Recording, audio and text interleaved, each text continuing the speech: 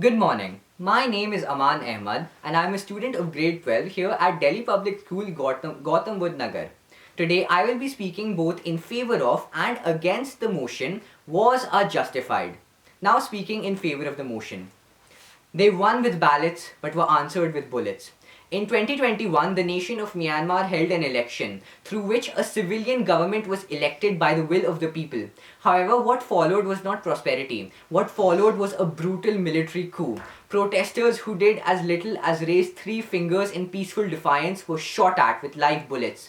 This wasn't just another political crisis. This was erasure. Erasure of identity, erasure of democracy, erasure of human rights. When tanks roll into places where ballots once ruled, war becomes the voice of those who have been silenced. Even the United Nations recognizes the right of a people to resist when faced with systemic violence. It distinguishes between wars of aggression and wars of self-determination. And the latter, when all other peaceful options have been exhausted, is not only lawful but morally necessary. To say that all wars are unjust is to deny the reality of those who have tried for peace and paid with their lives. When tyranny becomes law, resistance becomes duty, and that duty must sometimes involve war.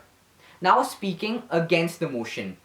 If wars truly solved our problems, we'd be done with them by now. Nations go to war by claiming high ideals such as defense, justice, and future peace, but the outcomes on the ground are much different than what they claim. Iraq was promised freedom, Libya stability, Afghanistan progress. What did they get? They got decades of instability, political chaos, and most tragically of all, civilians caught in the crossfire. 200,000 Iraqi civilians died during the Iraq war. During the current Gaza crisis, tens of thousands of civilians are dead, with millions more no longer having a place to call home. But there are better ways than war. Diplomacy and peaceful resistance have worked where bombs have failed. During 2011, the people of Tunisia overthrew their decades-long dictatorship not by taking up arms, but through peaceful resistance and unity.